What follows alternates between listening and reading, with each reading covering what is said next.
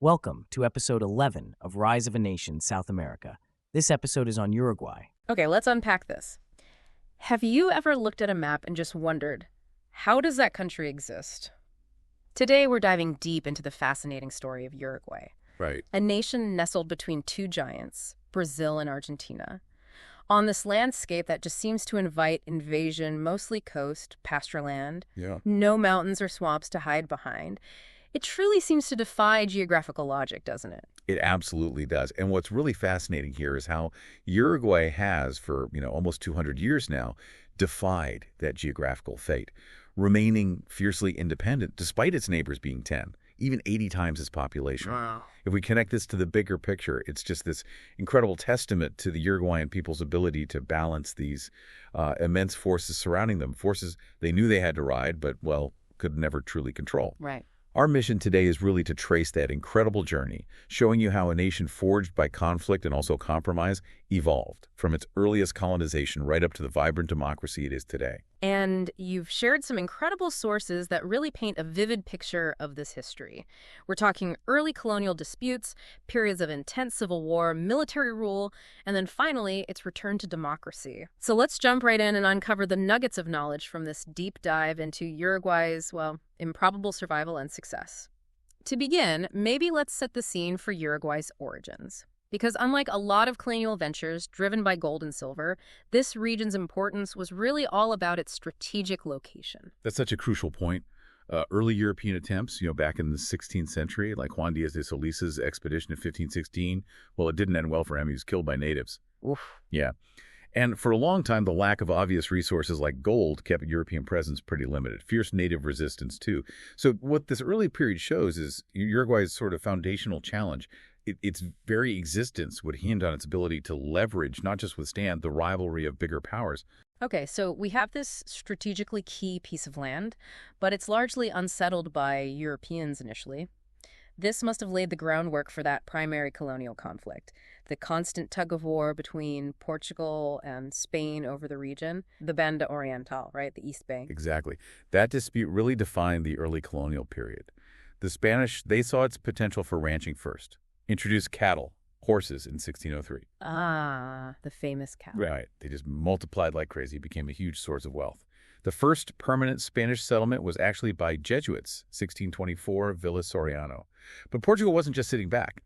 In 1680, they set up Colonia do Sacramento directly across the river from Buenos Aires. Right in their face. Pretty much. Yeah. Ignited this direct rivalry. There were even diplomatic moves, like at the Congress of Utrecht, where Portugal tried negotiating for annexation. Spain hit back, establishing Montevideo in 1726. San Felipe de Montevideo, technically. Present-day Montevideo. Yes. And it quickly grew, became a commercial hub, competing directly with Buenos Aires. Eventually, the 1750 Treaty of Madrid secured Spanish control. Yeah. Then, 1776, it's officially part of the Viceroyalty of Rio de la Plata, run from Buenos Aires. By 1800, Montevideo's got over 10,000 people. The rest of the province, maybe 20,000 more, and a really significant portion, maybe 30%, were African slaves. It's just so clear that this strategic tension was baked into Uruguay's foundations from the very beginning. But these external pressures, they didn't stop with Spain and Portugal, did they? They really ramped up in the 19th century with global conflicts spilling over. Oh, it got incredibly complicated. During the Anglo-Spanish War, early 1800s, the British launched invasions. 1806, 1807. Both years. Yes. They even took Buenos Aires briefly, but forces from Montevideo actually helped liberate it. Oh, interesting. Then, 1807, a big British force, 10,000 strong, occupies Montevideo itself. And it shows Uruguay wasn't just a buffer, it was, a valuable prize. But they didn't hold it. No, they were eventually forced to give it up. The Peninsular War back in Europe shifted everything. Britain and Spain became allies against Napoleon. Right, the Napoleonic shockwave. That feels like maybe the single most important event for the Americas, forcing colonies everywhere to make really hard decisions about their future, like lighting a fuse. It absolutely was. Yeah. Napoleon invading Iberia just sent these profound shockwaves everywhere, led to violence, civil war across Spanish America. Brazil's monarchy, they famously just packed up and moved to Rio, kept control. Yeah. Spain, not so lucky. Their government was in chaos. And that's when voices for freedom in the colonies really started to act.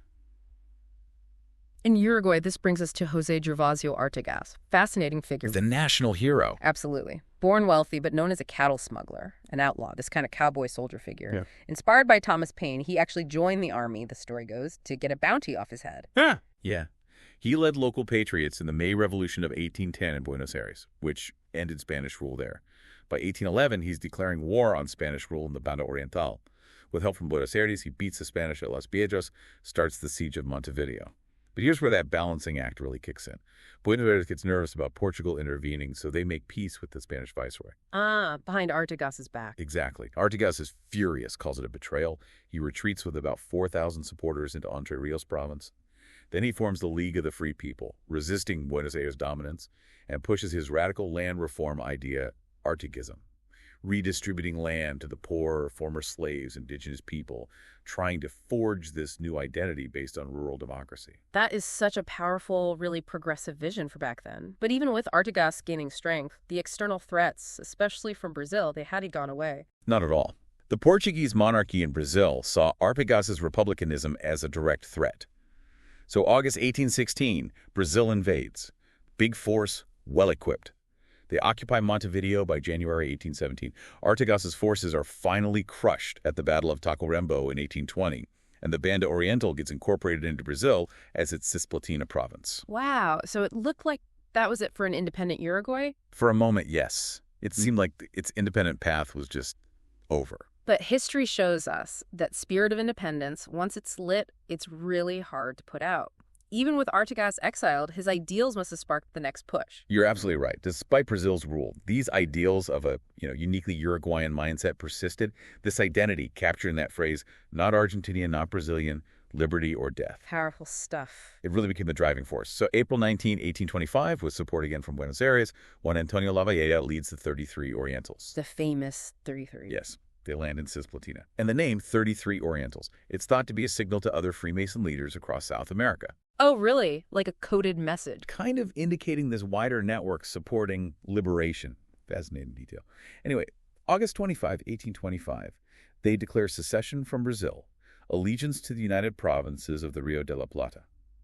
This leads directly to the Cisplatine War, which finally ends August 27, 1828, with the Treaty of Montevideo. And Britain played a role here. British mediation was absolutely crucial. They basically brokered the deal where Brazil and Argentina agreed to recognize an independent Uruguay. As a buffer state. Exactly, as a buffer state between them. And then the country's first constitution is promulgated July 18, 1830. So the key insight maybe is that independence wasn't just won on the battlefield. It was this delicate, externally brokered compromise, cementing Uruguay's role as the strategic neutral zone. So independence achieved. But as we've seen again and again in this region, peace was pretty short-lived. Internally, new factions pop up almost immediately, pulling the new country back into conflict. It's like the external pressures just morphed into internal ones. That's a really perceptive way to put it. The political scene just split right down the middle. Two new parties. The conservative Blancos, the whites, and the liberal Colorados, the reds. Named for their armbands, right? Yeah, literally the colors they wore. The Colorados, led by the first president, Fructuoso Rivera, they represented Montevideo's business interests. The Blancos, led by the second president, Manuel Uribe, represented agricultural interests pushed for protectionism.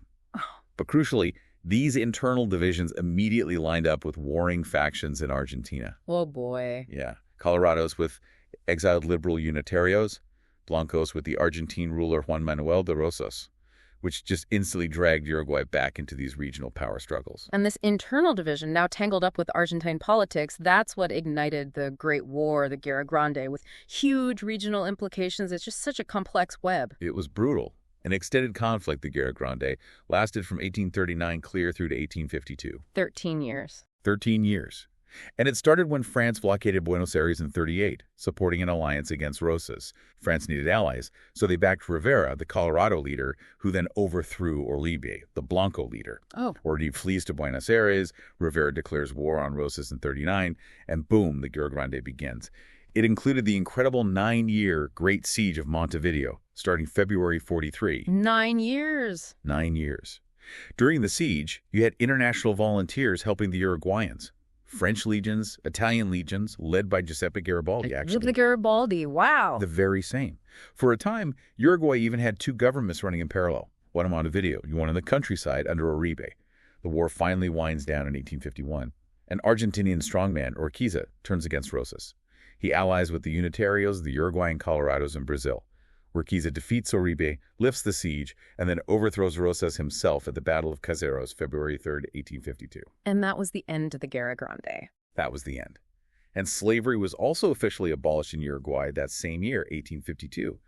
What this period really shows is just how fragile Uruguay's independence was. Constantly tested by its bigger neighbors, who often found allies within Uruguay's own political factions. So the buffer state was still, heavily influenced by its neighbors, especially Brazil, it sounds like. Winning independence didn't really free them from that external manipulation. You're absolutely right. Brazil's help during the Guerra Grande, it came at a price. 5 treaties in 1851 basically gave Brazil the right to intervene in Uruguay's internal affairs. Wow, explicitly. Explicitly. And recognized Brazil's exclusive navigation rights on certain rivers. This influence directly led to the Uruguayan War, 1864-65, which saw Brazil and the Colorados, with Argentine support, fighting the governing Blancos. That war then escalated when the Blancos tried to ally with Paraguay. Brazil intervened directly, the Blanco government capitulated in February 65, and that conflict then feeds into the really long, really costly Paraguayan War. It's just layer upon layer of conflict. Exactly. The lesson is, even while internal factions fought, external powers kept exploiting and, frankly, worsening those divisions, often hurting Uruguay in the process. Given all this intense strife, internally, externally, you'd almost expect Uruguay to just be in constant decline. But the sources actually show this surprising resilience. How did the nation manage to modernize and develop even with all that political rivalry going on? That's a fantastic observation. And it really speaks to the underlying strength, I think, of the economy and this drive for some kind of stability. Colorado rule started uninterrupted in 1865 and lasted all the way to 1958. A long stretch. A very long stretch. Montevideo became a major economic hub, an entrepot, a distribution center for goods from Argentina, Brazil, Paraguay. Towns like Paysandú and Salto also developed, mainly driven by this huge upswing in livestock raising and export. The sheep numbers you mentioned. Yeah, sheep numbers just exploded. 3 million to 17 million between 1860 and 1868 alone. The country's first railway network gets built in 1866. But political rivalries definitely continued. The Revolution of Lances, 1870-72, led by a Blanco leader, was put down. But it resulted in a peace deal in 72. This deal set up a co-participation policy, basically gave Blancos control over 4 of the 13 departments, guaranteed them seats in parliament. Trying to buy some peace. Exactly. A compromise, aiming for stability by formally recognizing the opposition. But, spoiler alert, it wasn't a perfect fix. Right. Because this political instability, even with that power-sharing deal, it eventually led to a period where the military just took the reins. Almost like the civilian government just couldn't handle the persistent splits. That's a very precise assessment. The infighting among the Colorados after that 72 deal, it led directly to a military coup, January 15, 1875. And from then on, the military became the center of political power. March 10, 1876, Lorenzo Latorre overthrows the government, sets up a strong executive. This begins the period known as militarismo.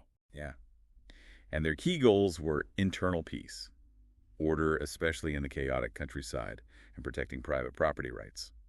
But surprisingly, maybe, this military era brought significant modernization. Oh, really? How so? Well, they professionalized the security forces.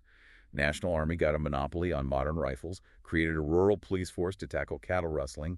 They drafted the Rural Code mandated fencing, set up an office to track livestock brands. Big deal for the ranchers. Practical stuff. Very practical. And education, too. The Common Education Law of 1877 established universal, compulsory, free education. Huge for integrating immigrants and strengthening Spanish language use. Railways expanded, all converging on Montevideo, good for moving goods. Also troops. Telegraph lines expanded, too. In 1879, they created the Civil Status Registry, taking over things like birth, marriage, death records from the Catholic Church. Separating church and state functions. Exactly. This period also saw massive European immigration, mostly Italy and Spain, doubled Uruguay's population, tripled Montevideo's. By 1879, nearly 500,000 people in Uruguay, a quarter in the capital. The economy stabilized. Exports of Hereford beef, merino wool increased. Máximo Santos became president in 82. There was an assassination attempt on him in 86, which led him to step down. His successor, General Máximo Tajes, started this opening policy, allowed parties to reorganize, led to prosperity, more infrastructure in Montevideo. So the insight here is, while it was authoritarian, this period actually laid a lot of the groundwork for the modern Uruguayan state. Consolidated power, pushed through reforms civilian governments had struggled with. Okay, so the end of militarism brings a shift back to civilian rule, but with this new twist, collectivism. It still sounds like the country was trying to figure out how to balance power between its factions. It's exactly. By 1890, Uruguay is changing fast. Urbanization, all that immigration, a growing middle class. Colorado Julio Herrera Iobes takes office in 1890, marks the official end of militarism. He proposes this idea influencia directrice. Basically, the president picks candidates for top jobs. Consolidating power again. Right, which led to collectivism, where one faction of the Colorado Party, La Colectividad, just ensured they kept control of the presidency one after another. This era also got hit by the Bering crisis in the 1890s, big economic impact. In 94, Juan Iriarte Borda becomes president. The state bank, Banco de la República, is set up then.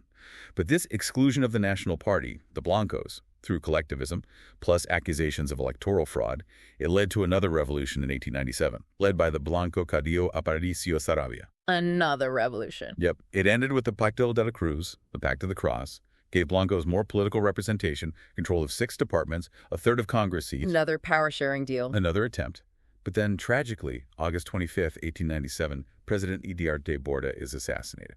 Just highlights how volatile things still were, how deep those political divisions ran, even as the country was modernizing. This era of political maneuvering, even assassination, it really sets the stage for one of Uruguay's most transformative periods, though.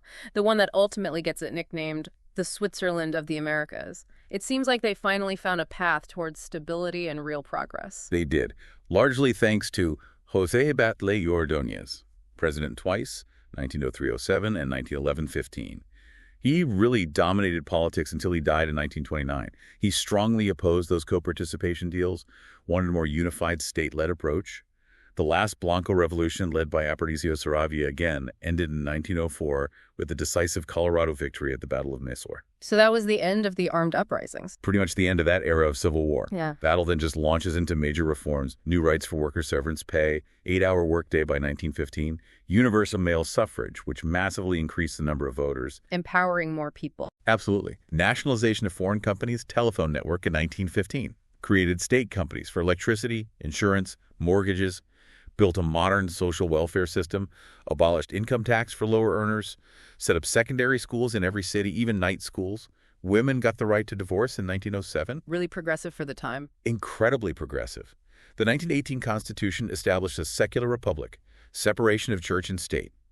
And it created this unique executive branch, a president and a national council of administration, a collegiate body-sharing power. Trying that power-sharing idea again. In a new form, yeah. Montevideo boomed during these years, socially, economically, and then 1930, Uruguay hosts and wins the first ever FIFA World Cup. Huge moment. Massive national pride. So by the early 20th century, Uruguay had really consolidated its democracy and this welfare state. That's where the Switzerland of the Americas nickname comes from. It wasn't just good policy, it was arguably strategic.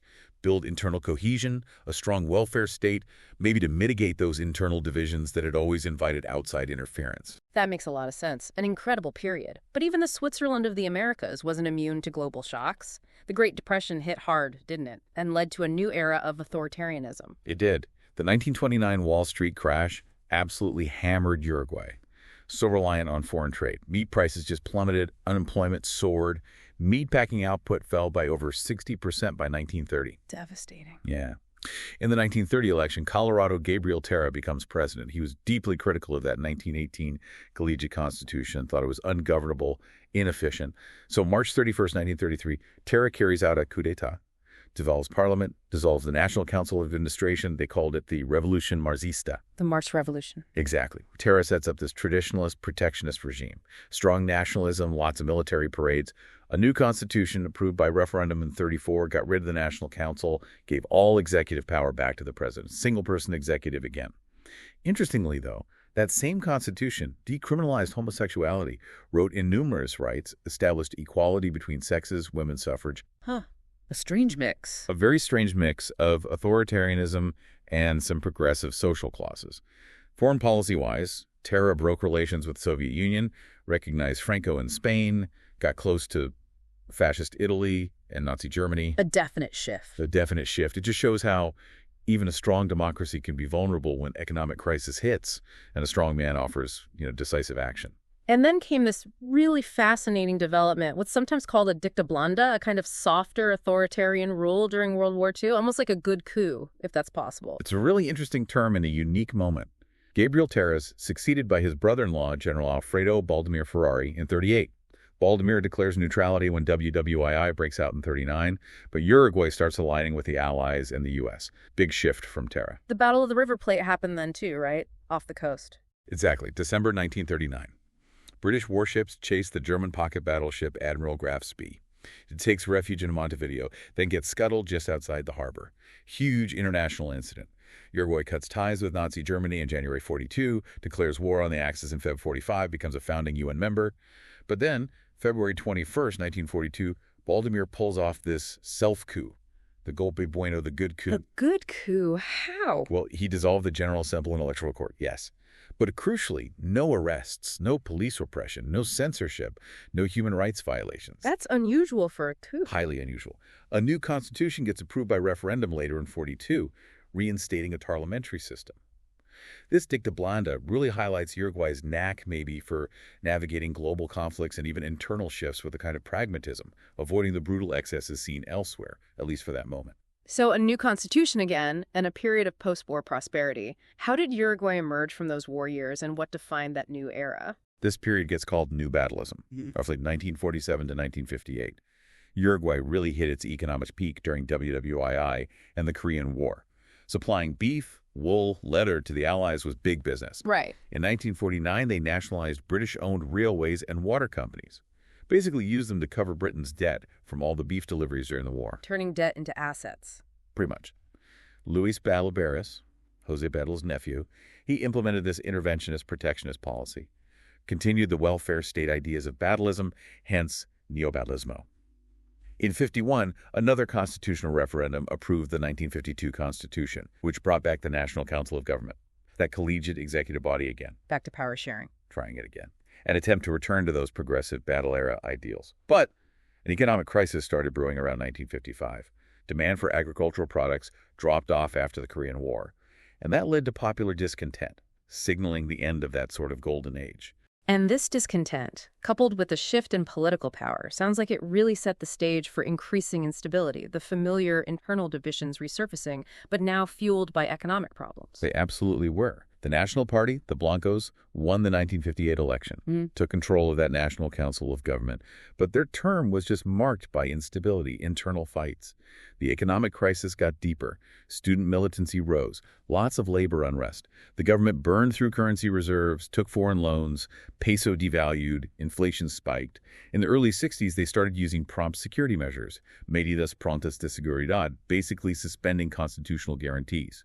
A clear sign things were escalating. And this is when the Tupamaros emerged. Exactly. The far-left urban guerrilla group, the National Liberation Movement, Tupamaros, MLNT, they started robbing banks, stealing weapons, bombings, kidnappings. In 1966, Oscar Diego Gestito of the Colorado Party wins the presidency.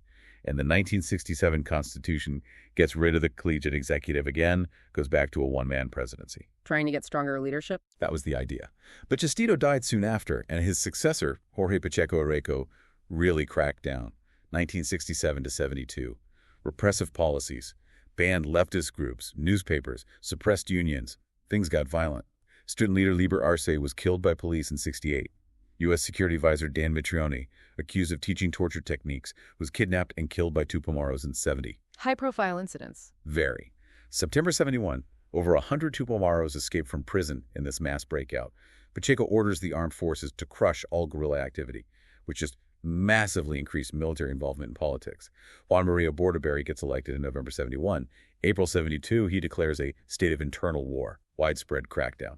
By late 1972, the army had pretty much destroyed the Tupamaros organizationally. Their leader, Raul Sendic, was captured and The guerrillas were defeated. Militarily, yes. But the critical point is the military had now acquired this taste for political power. They saw themselves as the ones who'd restored order. By February 73, they're openly defying Bordaberry's new defense minister, demanding radical changes, promising socio-economic reforms themselves. February 12, 73, Bordaberry caves. He signs the Pacto de Boisolanza with the military, creates the National Security Council, COSENA, which effectively gave the military control over the country. A coup in all but name. Exactly. It's considered a coup, in fact, or a self-coup. Shows the military's growing, unchecked power. This simmering tension finally just boiled over, leading to that long, brutal military dictatorship. It's such a stark reminder that even a Switzerland of the Americas can fall into authoritarianism. It's a very painful chapter. June 27, 1973, President Bordaberry, backed by the military, officially dissolves parliament, cites a conspiracy against the country. That marks the official start of the civic-military dictatorship. Lasted 12 years until March 1st, 1985. And civic-military is significant. Yes, because it highlights how the military gradually took power from civilian presidents, rather than a sudden takeover, a nuanced, creeping coup in some ways. This regime was part of Operation Condor. The cross-border repression network. Exactly. That covert, coordinated campaign among right-wing dictatorships in Latin America, often with CIA support, to hunt down dissidents across borders. The dictatorship was just characterized by severe human rights violations. Widespread torture continued right up to 85. Uruguay tragically had the highest per capita number of political prisoners in the world during this time. That's staggering. It is. Over 5,000 people arrested for political reasons. Around 180 Uruguayans killed or disappeared to the desaparecidos, mostly in neighboring countries under Condor, but 36 within Uruguay itself. Many never found. Strict censorship, too. Media, books, music, even education. They graded students on ideological loyalty. Economically, any promises the regime made were basically dashed by the 1973 oil crisis. Uruguay racked up huge foreign debt, $4 billion by 81. The economy tanked, GDP fell 20%, unemployment hit 17% by 1980. Then, in a bizarre twist, June 76, the military forces Bordaberry himself to resign. Why? He proposed a new, corporatist constitution that would have permanently banned political parties and written the military's role into law forever. He actually went further than even the military wanted to go. Wow. Even the dictators thought he went too far. Apparently so. So successive appointed presidents followed. Alberto de Michele, Patricio Mendez, General Gregorio Alvarez. It's just a chilling example of how fear, instability can erode democracy completely. But that spirit of democracy, even under those conditions, it wasn't dead. And there was this pivotal moment that signaled the beginning of the end for the dictatorship. Speaks to that Uruguayan resilience again. It really does. That moment came as a huge shock to the regime. In 1980, they held a referendum on a new constitution that would have cemented their power. And 57.2% of voters rejected it, just flat out said no. Wow. Under a dictatorship. Under dictatorship. That marked the clear start of a negotiated return to democracy.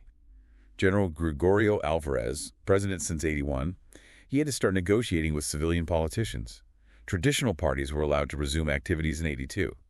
November 83, there's this massive street protest in Montevideo. Maybe 500,000 people demanding democracy. The biggest demonstration in the country's history. The pressure was immense. Immense. August 3, 1984, they signed the Naval Club Pact, restored the 1967 Constitution. But, controversially, it also granted the military blanket amnesty for human rights abuses during the dictatorship. The amnesty law, still debated today. Hugely debated. But that was the deal. Elections were held November 84. Julio Maria Sanguinetti, Colorado Party, becomes president March 1st, 1985. After a brief interim presidency, it was just this testament to popular will and the ability of politicians to negotiate, even under incredible pressure. That's such a powerful journey back to democratic rule. So what does this all mean for modern Uruguay?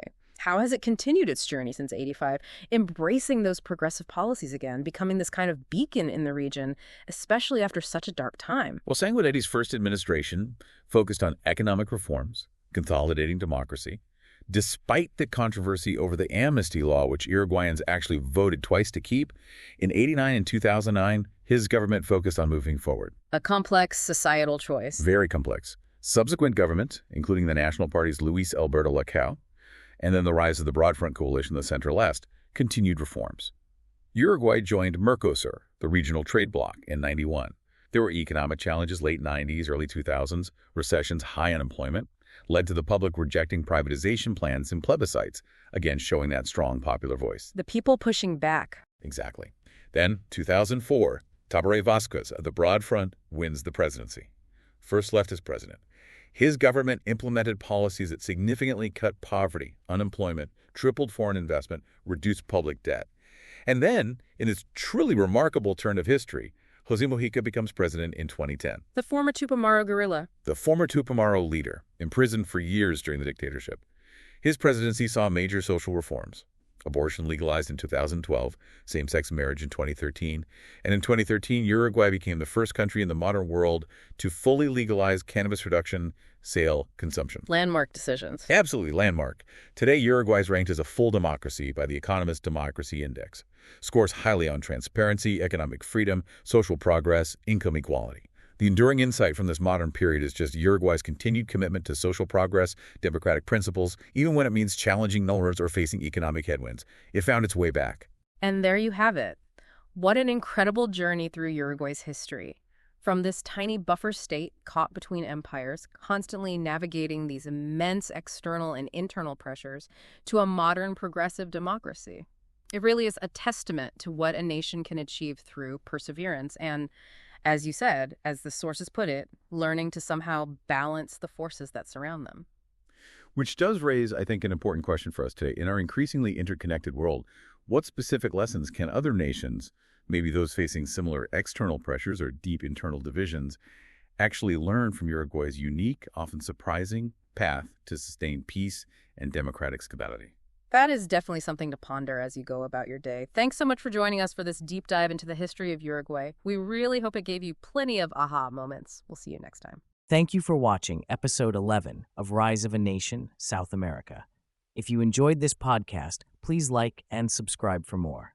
Write in the comments what country's rise you would like me to cover next.